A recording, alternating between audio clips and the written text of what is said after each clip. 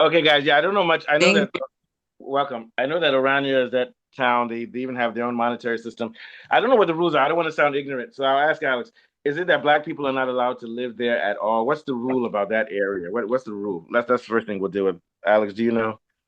Yeah. Stephen Gacy, which is a South African actor, South African black actor and comedian, did a YouTube video where he was accompanied by this other white YouTuber, and they went to Orania, and then they asked them if I was black, could I live here? And then they said yes, as long Okay. as you have those Afrikaner roots, you can live there, even if you're black. I don't know, man. I don't Yeah, but know if it's that that's why I don't want to jump on this too much because what do they mean by Africana roots? They mean language, and do they have the right? That's what I want to know. Do they have the right within South Africa to force people out and say you can't live? Unless the only argument are they saying it's a private land that's owned by a private company or something? That's the only way they can get around it. What do you think, Alex? Do you know? And I don't blame you if you don't know because that it's so vague. I just don't understand. But we know that the place is racist anyway. What are your thoughts? What do you think, Alex? Do you know any more details? Can they kick people out? Tell people they can't live there, things like that if they're black. Yeah. Mm. Um, well, okay, let's go back to how who founded it, right? It Yeah. was founded by Karel Boshoff, which is the son-in-law of Hendrik Verwoerd, which was the father of apartheid, right? Okay. So, so if you want to live there, apparently there's like a huge panel, the panel that decides if you're fit to live there. So they decide. So I don't know if legally they have the right to do that They or may not. if I'm it's not private sure. But land. like to live It's there, private land. those people are in the panel must choose if you can live. Yeah, Yes, it is private land. It is owned by a company, yeah, so maybe they can get by away an with that. Afrikaner company. Yeah. Yeah. But my thing then is that that means they have to pay taxes and they don't since they're private like that, they don't get benefit they shouldn't be getting any money from the national budget for anything, right? They have to do everything by themselves. Right? Yeah. So that's the only way you can get away with that type of thing. But anyway, Malema, Malema's been very controversial as of late, as we'll see later on. But in general, it's just a big disgrace that a place like this exists within an African country. And even I lived in Cape Town for 5 years. It's a totally different world there.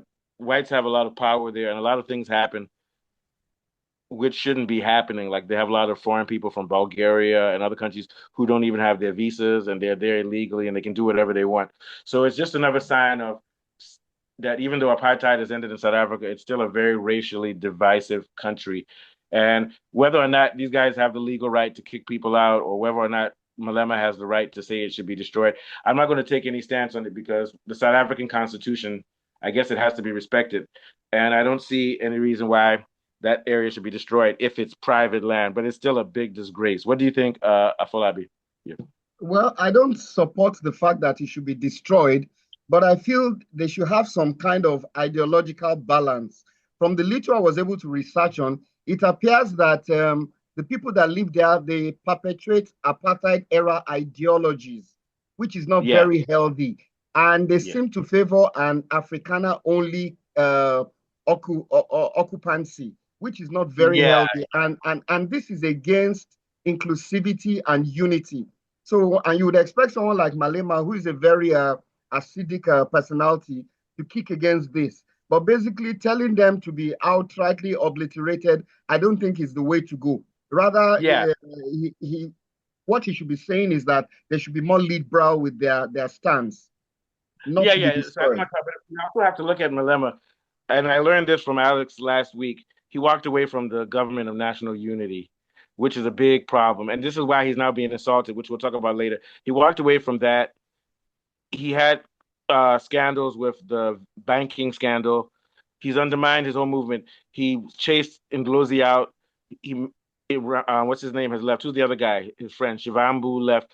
He's mismanaged that party, and he's wasting his time talking about Orania. We know Orania is wrong, but at the end of the day, when you look at the problems in South Africa with crime, uh, gender abuse, poverty, and things like that. And not just poverty, because South Africa is a rich country, richer than Nigeria, but the level of inequality is unbelievable.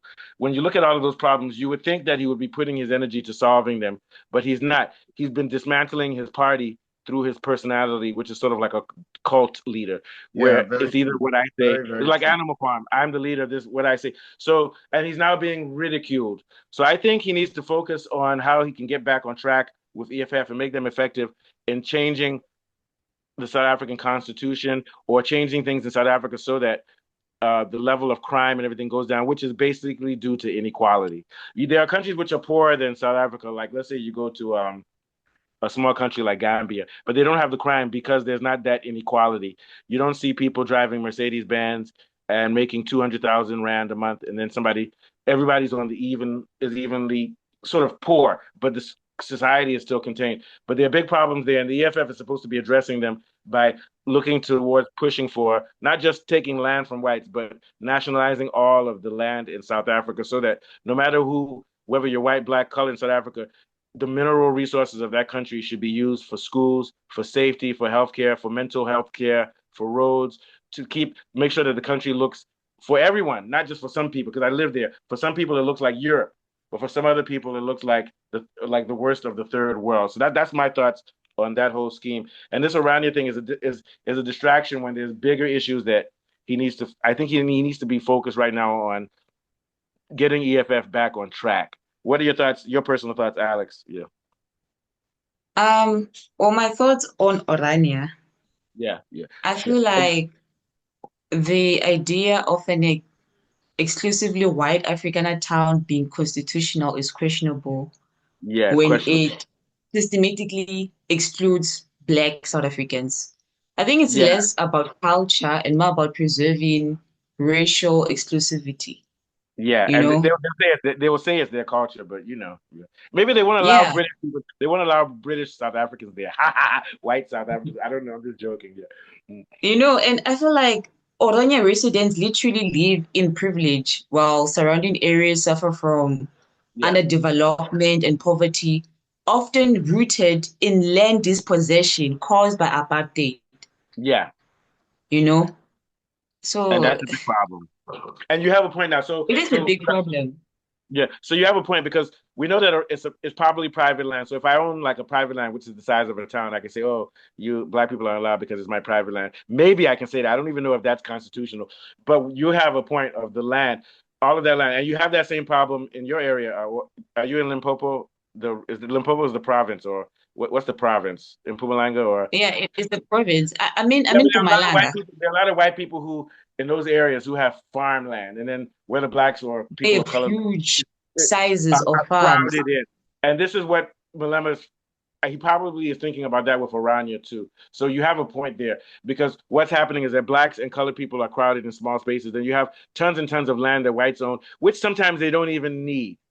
They don't need, so it's not like you say, okay, steal all your wealth, but there needs to be some redress to this. And I think that's why they had the land expropriation, but that got off track because Donald Trump and Elon Musk started threatening South Africa. So yeah, so you have a very good point. What are your thoughts lastly on that, Falabi? Yeah. Yeah, a very strong point by Alex. But I feel abolition is not the solution. I think those Yeah. people are willing to enter into some kind of diplomatic, dialogue. Of course, Yeah. it's everywhere. Even in, I mean, when I was young in Lagos here, in Ikoyi and Victoria Island, you had a lot of expatriates, and it was like an elitist kind of Oh occupancy. yeah, people from Britain and America, white Yeah, people. people Yeah. from Britain and America, but they were not trying to lord their rights over the populace. So, and I Yeah. see something similar here too.